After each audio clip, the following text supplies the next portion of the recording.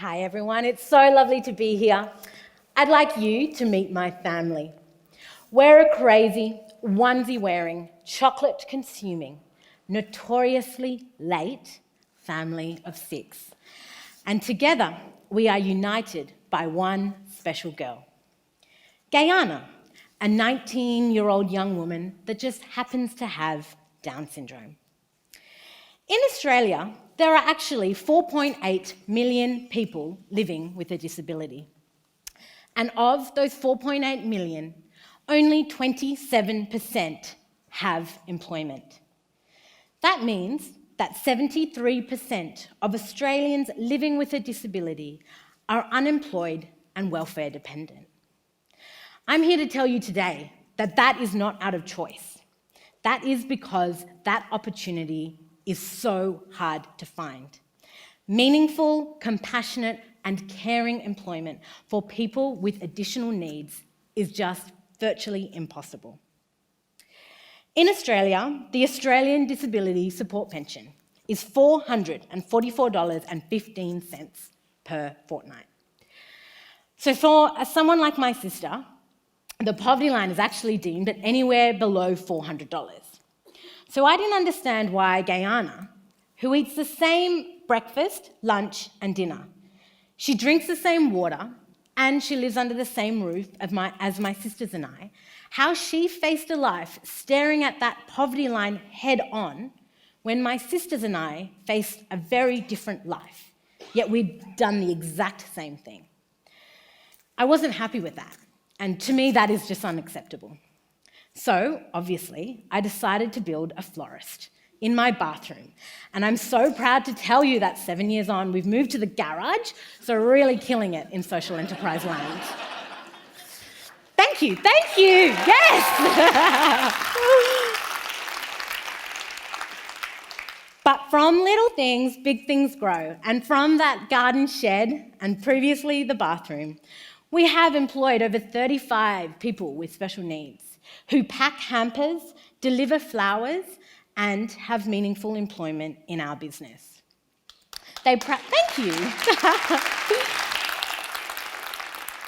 When I first started, which was 7 years ago, a lot of people with special needs were getting exploited in the workforce because there was something called disability employment support, where it enabled you to pay a subsidised wage for a person with a disability to work in your business or anywhere.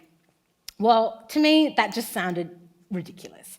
How can someone like Gayana and all of her friends go to work, earn $3, $4 an hour because that was what their capacity was, and then also be expected to go to Coles and Woolworths and pay the exact same thing and the exact same price as you or I would pay at Coles or Woolworths?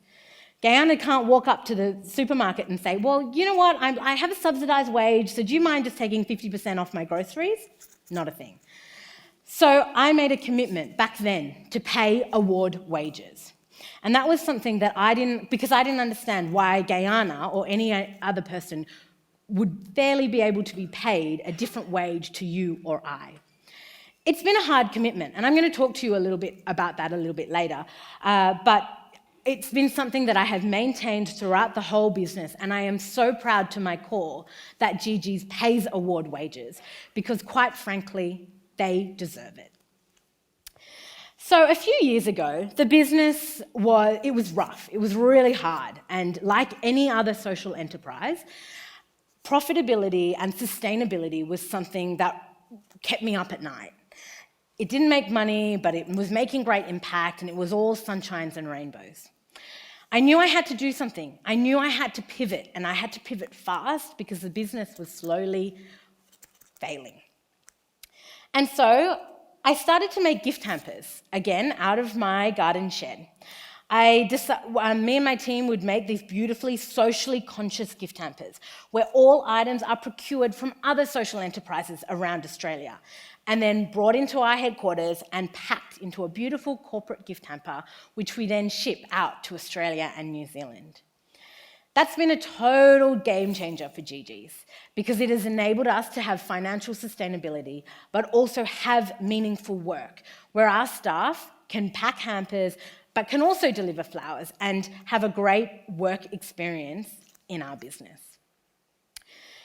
It's come with its own challenges, but most notably, we recently won a contract with the Flight Centre, where we send out, thank you, you guys are a very generous audience.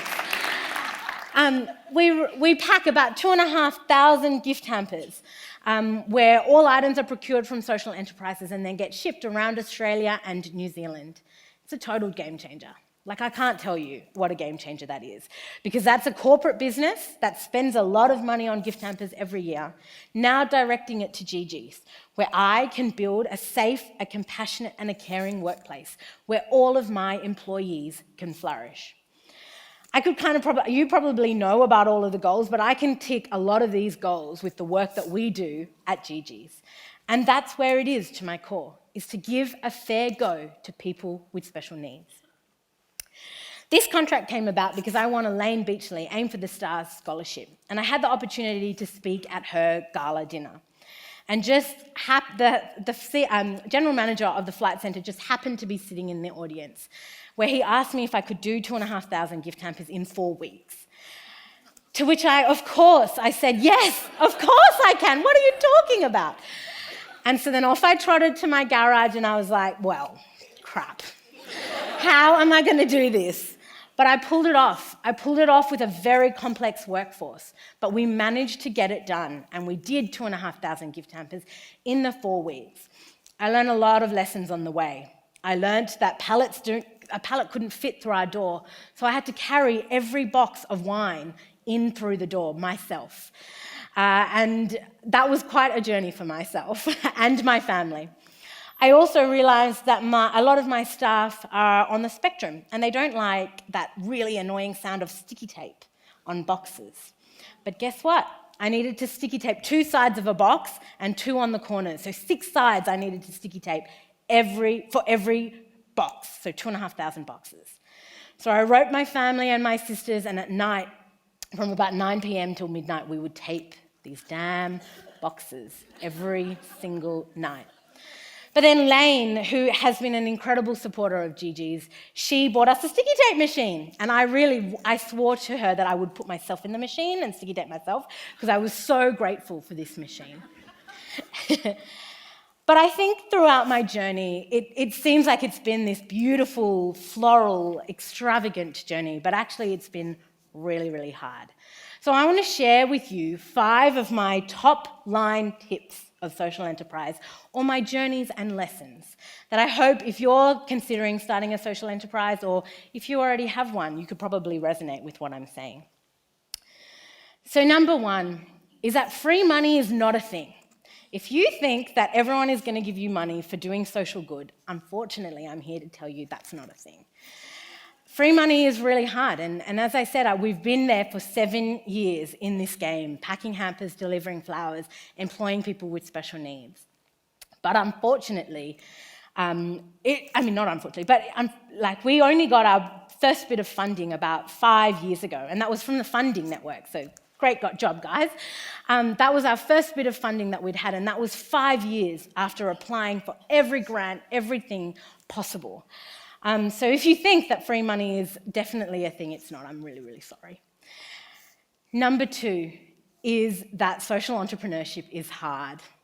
It's a really rough journey, and I feel like personally, now I can kind of talk about that, but for a very long time, I was faced with a lot of problems, not being able to pay bills, make payroll, and also pay myself a wage. And we don't often talk about that because we're all driven by impact and holding hands and singing Kumbaya. But actually, money is really important in the world. And why shouldn't I get paid a wage for the work that I'm doing in my business when everyone else is getting paid to do the same thing?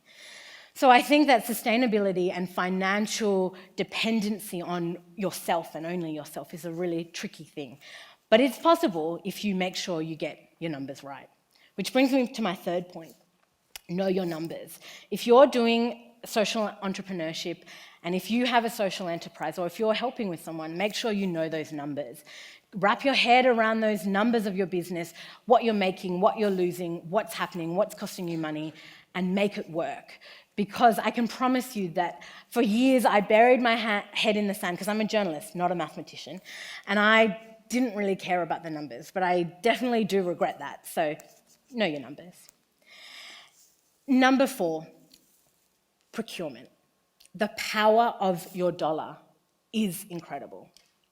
You and I, we probably don't have the same money, but the power of your dollar in a social enterprise is so critical. I can stand here and talk about the power of the work that we do, but unfortunately, we are no one without your money and everyone's monies. Social enterprises don't need millions of dollars in philanthropic commitment. What they need is your business. A business like mine isn't a charity, it is a profit-driven business. We need to make money in order to make impact.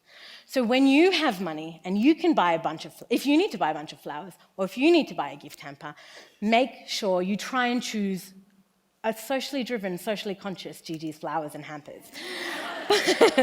But also any other social enterprise, from a catering company to a toilet paper company, anything, wherever possible, put your dollar there, because I can promise you that together, you and I, we can change the world for a lot of years to come.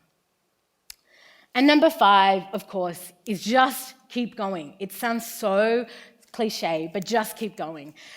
Andrew talked about how I won the Westpac scholarship. I actually applied for that 5 years in a row. Clearly, don't take no for an answer.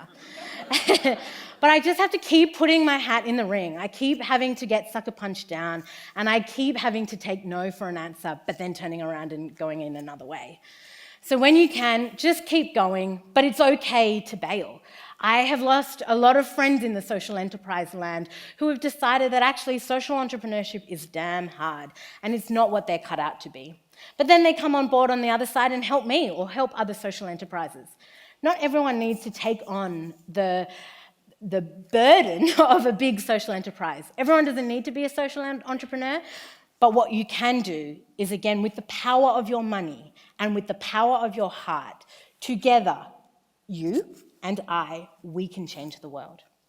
So, if you're looking for a socially conscious florist and gift hamper business, choose Gigi's Flowers and Hampers, obviously.